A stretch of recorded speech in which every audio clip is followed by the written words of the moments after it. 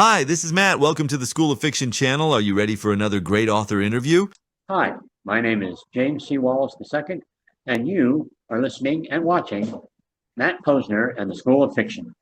Thanks, James. We were just saying before we started, we've known each other since maybe 2011, and today this is our first conversation. It's been, Facebook and email, and of all the author friends I have, you have the most interesting and accomplished background. So I'm really looking forward to getting into all of that stuff.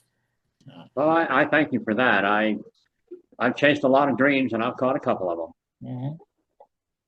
Well said. Well said. James, you are an Oz author. That's the context of our interview. So when we get to the instructional part of our interview, we're going to talk about how to work with established IP and how to maintain a very long series over many years. But let's get into some of the basics of your life first. I made, fortunately, this time around, I was able to make the slides in advance, if I can just find them here. There we are. There we go. There we go. That looks like me. Yep. This is and you look exactly like that except shorter hair now. So, Yeah, and the mustache has changed a little. yeah. Is it aging gracefully or not aging at all? Oh, it's aged gracefully, I hope. It's turned into a People don't bearded age in mustache. Oz, that's why I say. Oh, yeah. Yeah, and we don't age in Oz, but there you go. All right. So good. Now, so here you are with 15 of your 17 grandchildren. Well, And this was 17 of my 19 Well, this was a few grandchildren ago. oh, Uh, okay. this is my whole family. The only time I ever got them all together, and it was for my mom's funeral. But it was it was a time and a half. We really enjoyed ourselves. And now you Uh, have 19 grandchildren, you said. yes, I do. It would seem that my wife and I were not very good at the birth control lecture, Oh, okay. And your but wife, that's of course, is the lovely lady in the gray shirt that you have your hand around. So, absolutely. She's been the darling of my life for 42 years now. all right, let's take a look at your books. I'm sharing you sent me a number of covers. So Yes. we'll start with these. This will be representative, and I'll go to your website a little bit. I think First Witches is the most recent one. Um, yes. Actually, well, the most recent would be my wife's first solo one, but the first Witches of Oz is our most recent, and that's a prehistory of Oz. It's before Dorothy arrived, and so we explore the creation of witches, how they came to be, how the land of Oz was before witches, and it was an interesting way to go. We hadn't planned on that, but it was a wonderful adventure, and I'm so glad we started going down that route. Okay, and tell us about the other ones on the screen. Well, if you look on the far right, there's the Emerald Slippers of Oz. I had already written 4 books uh, as a solo author, and I begged my wife to join me. You know, you're a wonderful writer, dear, and you can join me. Well, I finally talked her into it. We came up with the Emerald Slippers of Oz, and it turned out to be an outstanding novel, at least in my opinion. In fact, L. Frank Baum's great grandson, Roger Baum, wrote the introduction for this book, something that has not been done before by any of the Baum family. So we're very proud of that fact. We eventually moved on to write Tales of Oz, which is actually a collection of short stories about the various animals in the land of Oz. If you see a character there on the cover, the winged monkeys, the cowardly lion, Melina the hen, or Toto, they're little short stories about them. There's 10 in total. We've also moved on to do even more Tales of Oz, and we're currently, every now and then adding a new story to our latest one, the last of the Tales of Oz. So we're going to kind of give every animal in Oz their own little story. Yeah. And the first Witches of Oz was again a prehistory. So we're plugging away. We've done very well. Although I will say we've kind of run into a little bit of a block on uh, just getting moving forward, but that happens with every writer. Oh, of course, yeah. I have shared on other interviews that when COVID came, I got super blocked. I was not able to write anything for a couple of years. So I had never been blocked for so long before. So I've definitely been through it. And Yeah. You know, I will say that happened to me as well. I thought during COVID, with nothing else to do, I could crank out a couple of books. And that was an error in judgment because I ended up getting blocked myself and worried more about my family and the things that really matter as opposed to writing. And so it took a little while to get past that. And I've managed to succeed. Okay, I figured out how to get this going. This is your other career. Well, you're looking at two careers here, actually. Okay. The hovercraft that you see there, I work for a company called Neoteric Hovercraft Incorporated, the longest running hovercraft manufacturer on Earth. Been around since the 70s. And I work for Chris Fitzgerald, who's one of the innovators of hovercraft technology back in the 60s. He's one of the giants of the industry and a wonderful man to work for. I couldn't ask for a better company and a better career there. But if you look in the middle, that's me being an astronomer. And that may not look like an astronomer, but I'm actually restoring a dome and some telescopes here at Indiana State University where I occasionally do some work for them. You have a very diverse career. So you built, along with others, both of the hovercraft shown here, correct? Oh, yes, yes. The unique thing about our hovercraft is we have a patented technology of reverse buckets, which allows us to go in reverse. We're the only hovercraft that does that. And we've been building these, at least I've been there off and on since 1985. My friend Mark Dial has been there since 1976. So, there are a number of us that have been there 20, 30, 40 plus years. And it's something, once you get involved with it, you tend to stick with it just because there's a lot of pride in the work. We build a craft that saves lives. We can document over 250 lives our hovercraft have saved in flood and dangerous situations. All right. Tell us about all these wonderful family pictures. Oh, well, you're looking at the finest woman on earth and the love of my life and the center of my universe. Her name is Amanda Wallace, and she is the reason I exist. She's become a wonderful partner of mine. We met back in 1983 at Showbiz Pizza Place, where she was a waitress. I was a cook. We laid eyes on each other, and we were doomed from then. And since then, we've had a wonderful life together. And now we are starting to fade away into retirement. And frankly, it's a wonderful time. I couldn't be more blessed if I had paid. And she became your co-author. So yes, she did. I want to talk about what that's like. Here's your Amazon page. And I want to just tell people who are interested in your work to look for James C. Wallace II. Yes. Or James C. Wallace and Oz when searching. Because there's James Wallace authors that are working in other genres. Oh yeah, we're everywhere. Though I'm not related to any of them. Mm-hmm. But you can tell mine right off the bat because they're very unique covers for Oz books. I stand at 12 books now, I do believe, and currently working on one, finishing up another, and outlining a third one. So we're making progress on just continuing the sequence of books that we've been working on. Mm-hmm. So yeah, I think Magician of Oz is the starting point. Yes, that was the one that I read when I first met you. Oh yeah, that's an old cover there. There's actually a more updated cover that Dennis Sanfuso, a wonderful artist, did for me.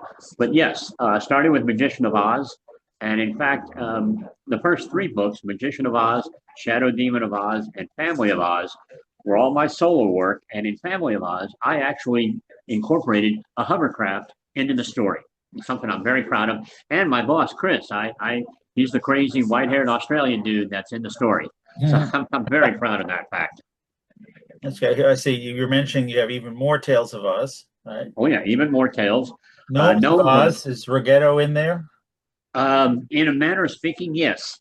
We make fun of the fact that gnomes can be spelled with a G or with an N. And I actually created a kingdom of snot otters that they visit. And their king is Phineas Flim. A little pun that I'm quite proud of.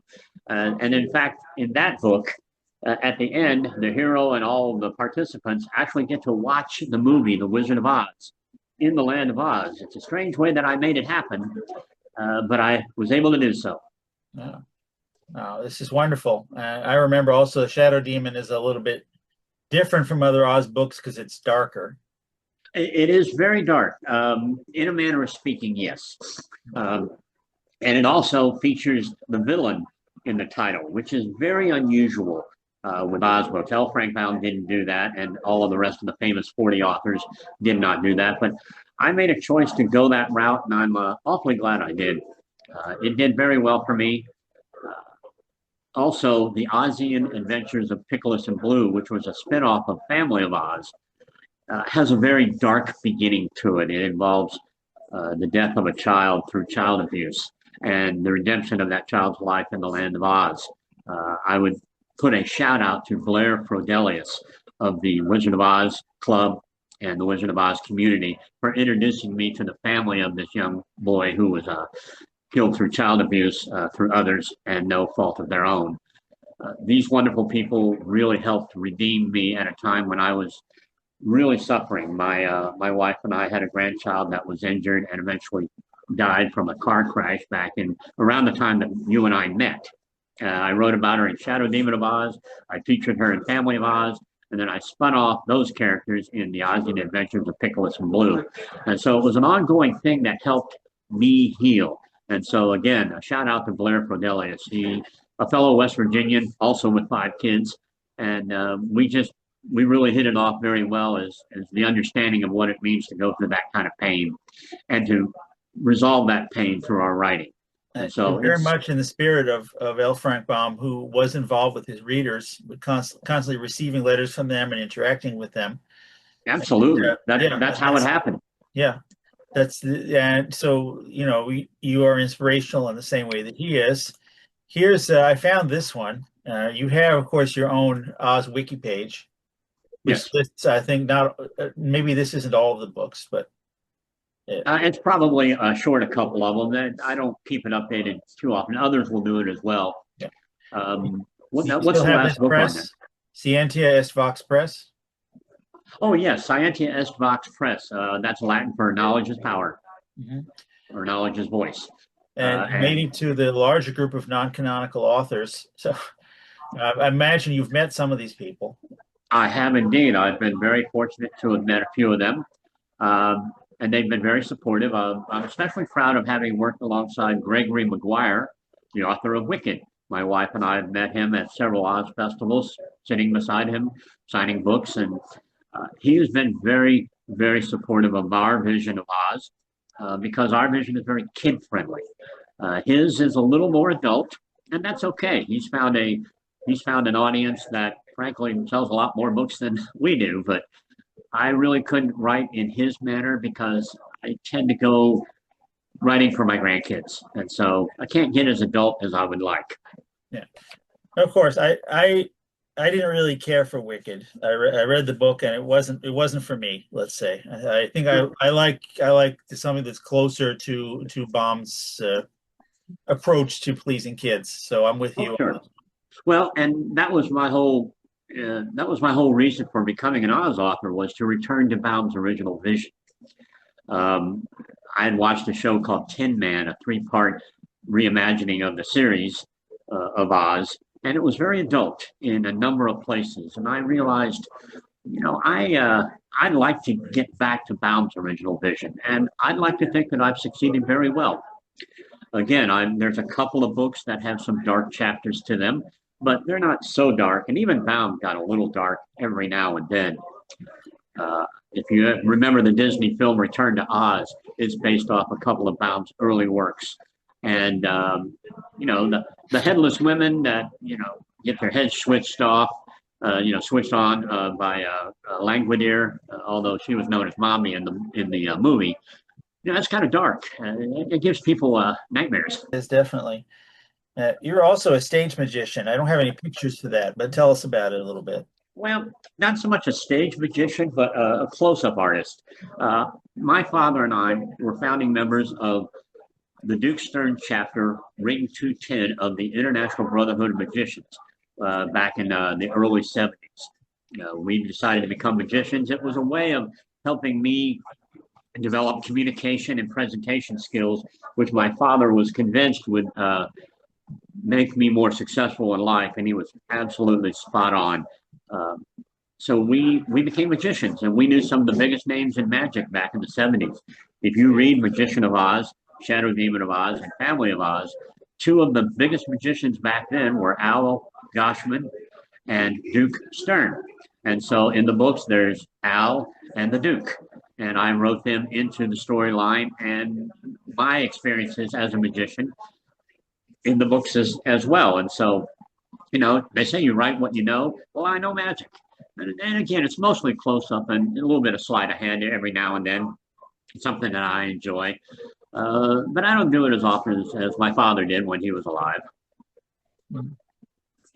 Well, we met in the early days of the Kindle revolution, I think. I published in 2011. You started in 2009. We probably met in a group called Writing Kindle Books. I'm not sure anymore. It's been so long.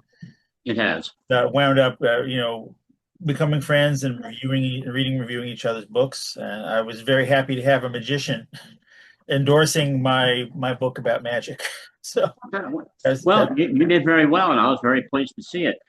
I know that in 2009, when I published Magician of Oz, I went the self-publishing route because I just was running into too many brick walls with the traditional brick and mortar publishing model, and was invited to Book Expo America in 2009 in New York City to talk about my book at the Children's Book Author Breakfast. There I met Julie Andrews, which was a unique experience. But the one thing that Book Expo America taught me was I went the right direction.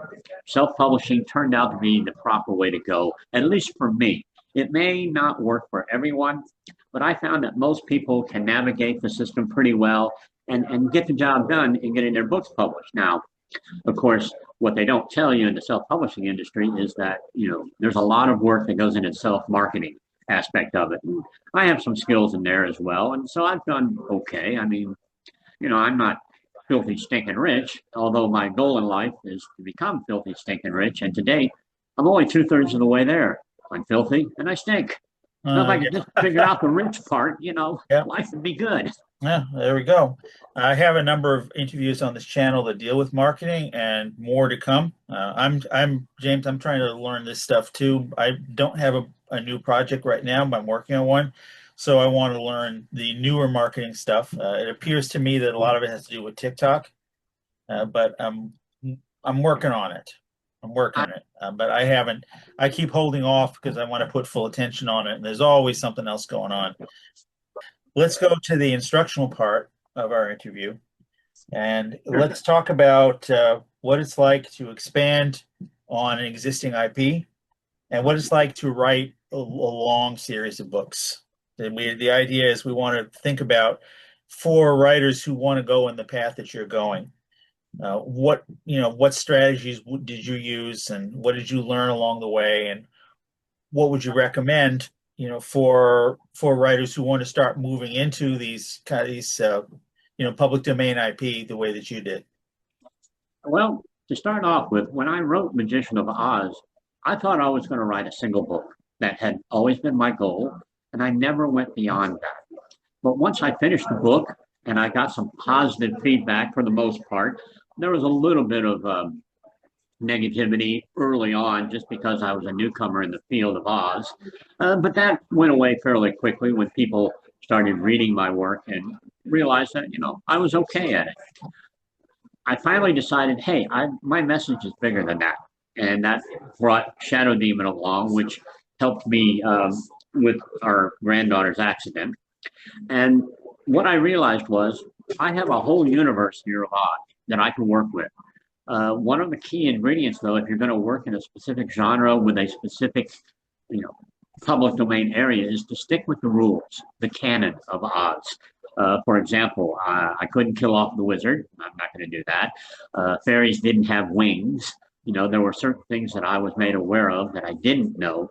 And once I started following the rules of Baum, and Baum set a pretty good universe of Oz on paper, although he kind of broke a couple of rules every now and then.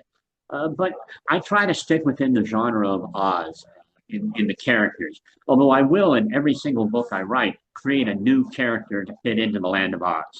That is an absolute must for me. I don't want to just recycle Dorothy and the Cowardly Lion and the Scarecrow and that as a storyline. I want to create new characters, and that's really important. That helps to grow the brand. as it were. And so I started doing that. Now, there came a point, again, when my wife joined me and we became co-authors. When we did Emerald Slippers of Oz, we expanded on that universe. And then we decided we had a whole universe that had never written about before Dorothy. And because there was really no roadmap on how to do that, we kind of made the roadmap on doing pre-Dorothy Wizard of Oz history. And so we did First Witches of Oz. Amanda has released her first book a couple of years ago, The Twin Witches of Oz, which describes the beginnings of the Wicked Witch of the East and West. And she's currently working on the next volume of that. And it plans to make a 3-part series of that. But we really felt it was necessary to continue the series, to continue writing. Sometimes it takes us a little longer to come out with a volume than the last one, just because you want to be very careful about how you write. You don't want to introduce elements that go against what you've written in the past.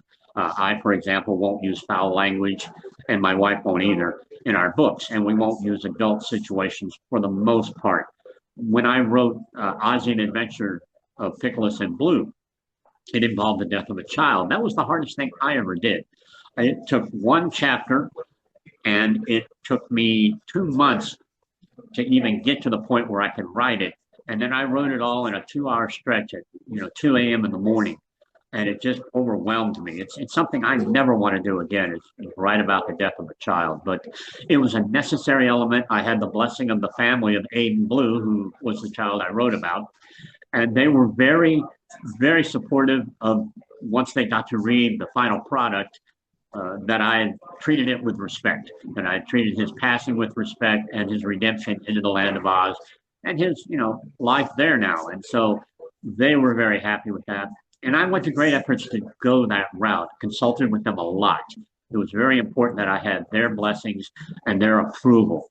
And so now, we're working on other books, but we're not doing anything with anybody that has, we're not working with live people anymore in terms of, well, I'm not exactly sure what I mean by that, but I don't want to go down that route again.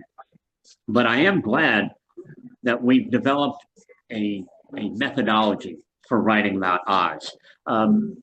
When I write, I'll script out 3 or 4 chapters in advance with little outlines, and then I'll write into those outlines the story that I want. Amanda does the same thing. But when we start a book, I have no clue how it's going to end. I have absolutely no idea. And I've had a couple of stories that went way off target from where I thought I was going. And then it turned out to be the right way to go. And so we work in a very fluid style that allows us to modify the story as it evolves based on what's happening. And, occasionally I'll run into a block that'll stop me for a few days. But for the most part, I've been very, very happy with the way things have gone. You've now taken up your slot in the great plotter versus pantser conflict, which is playing out among all my author interviews. So you are a pantser, figuring things out as you go. Yes. I've had some authors who were super plotters who had to know absolutely everything before they could start writing. I tried that once, and I made it about 4 or 5 chapters in, and then everything kind of changed because I thought, wait a minute, why can't I do this? Or why can't I do that? And I can do this, and I can do that. And I did it. And so, I tend to be a very fluid writer. My wife is the same way. Sometimes I need to help her along a little bit. She has a tendency to do run-on sentences. So you got to learn how to break those up. But she doesn't do it too often. And I've never had to edit anything out of hers. It's just, run-on sentences can drive you up a wall occasionally. Let me take this opportunity to plug one of my recent videos. It's called The Master of Cumulative Sentences, which talks about an alternate sentence structure, which you could use. You could mix that in here and there. And it will contain the same amount of information as those run-ons without being a run-on. So I'm pitching it to the audience here, but I mention it to you too. Well, and it's something that I try to be aware of when I'm writing. I'll look at a sentence, I'll look at a paragraph, and I'll go, where are the periods? And I'm like, oh, nuts. And so I'll go back and I'll restructure it. And on a rare occasion, I will, take a sentence or two and put it somewhere else, or a paragraph or two, more for continuity than anything. But one of the things that I don't do, and this is going to be annoying a lot of authors, is I don't edit. I don't allow my work to be edited. I've tried it a couple of times with other people who will come in and edit, a finished product, and they tend to take out the best parts. And the way I write, it's very stream of consciousness. I'll sit down in front of the keyboard 2 hours later, I've got a chapter done. And I generally leave it alone once I do. I may have to go back to restructure for continuity, and then that's important. And my wife is the same way. We do that. But when it comes right down to it, I don't like to do the editing part where you take out. People will say, well, it tightens it up, it shortens it up. Well, that's not my style.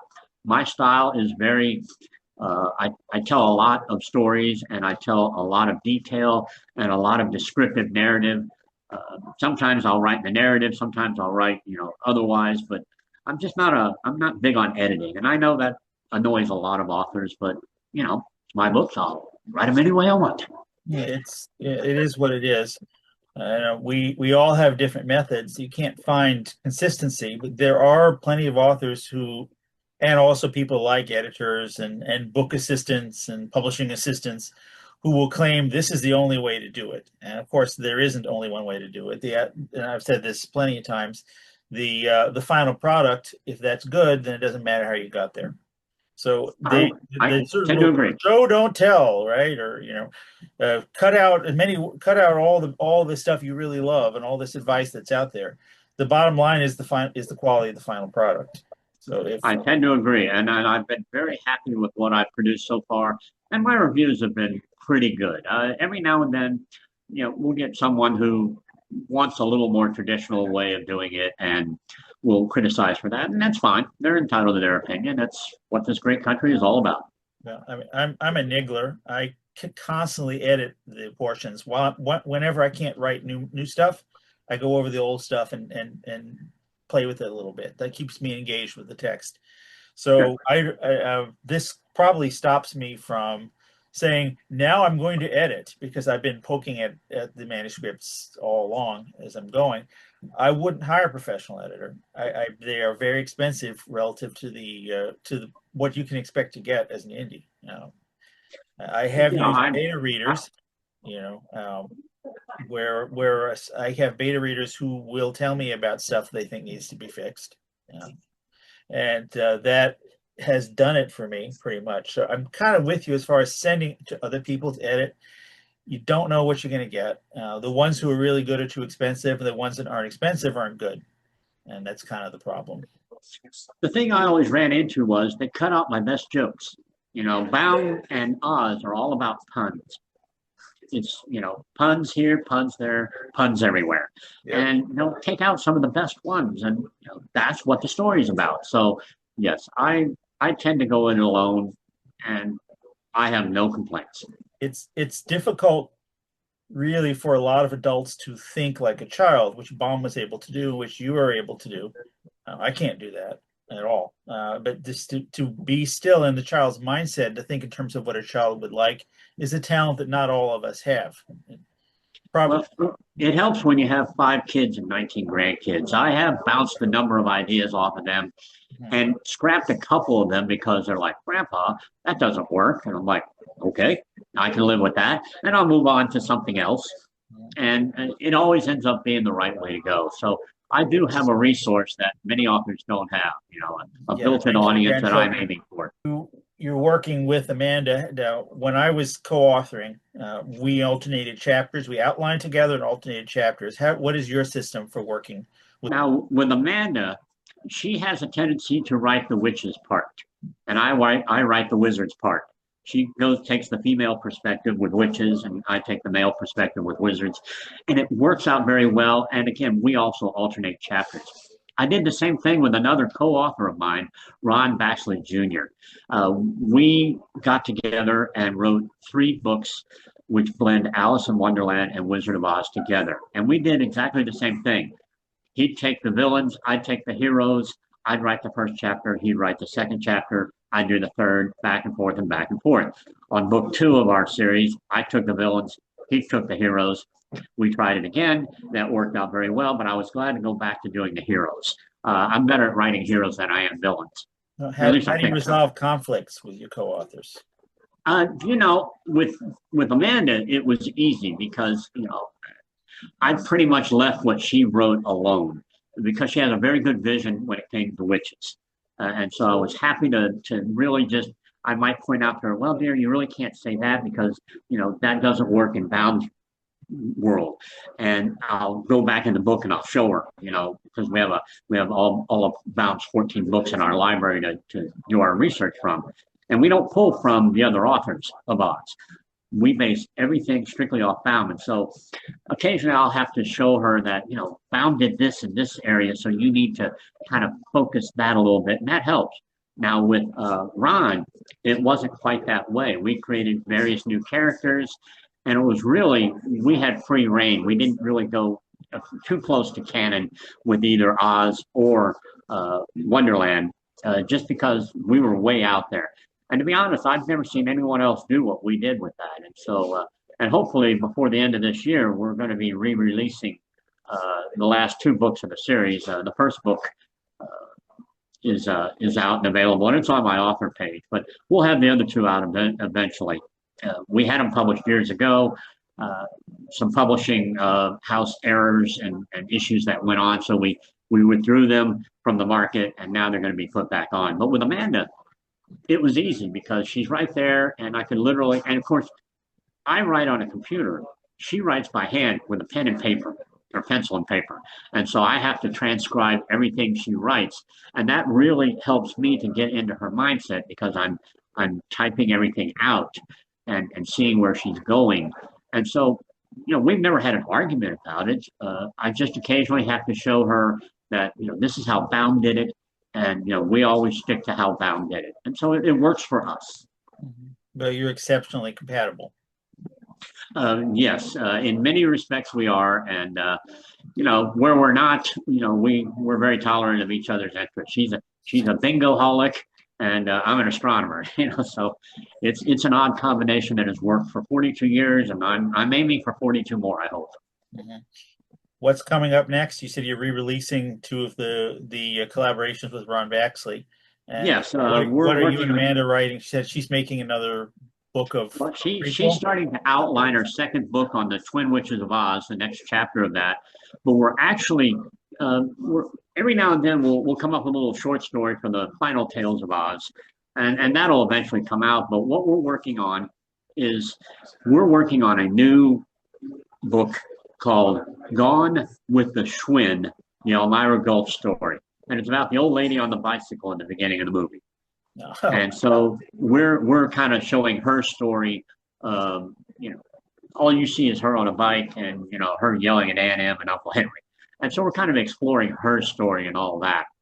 And that's taking a little bit of time because it's just, you don't want to step on, there's no copyright issues or anything, but you don't want to step on toes when it comes to, her, because somehow you got to get her into Oz eventually, if that's the way the story goes.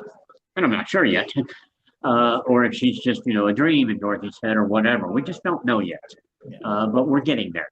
And so, and I'm just finishing up Aquarain in Oz, which is about the mermaid queen that L. Frank Baum wrote about in The Sea Fairies, which was a Oz tertiary story. It has the Land of Oz in it, but it's outside of the Land of Oz. And so, we got about 4 different ones we're working on it. And it's easy to bounce around, if you let your mind wander.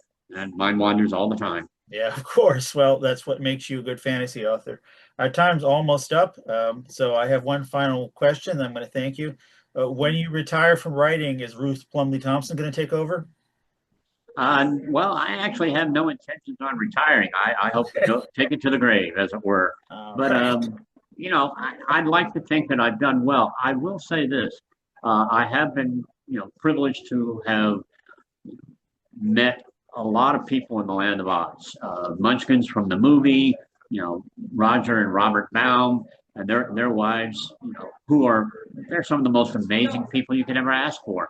The Munchkins, Margaret Pellegrini and Jerry Marin, and those folks were so very, very kind to us, knowing that we were carrying on the tradition of Baum and doing it in a very respectful way. I have no desire to write in any way that would bring disrespect to a children's fairy tale, which is all Baum wrote.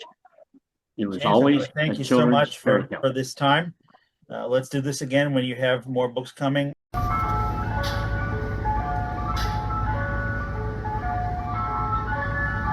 The School of Fiction.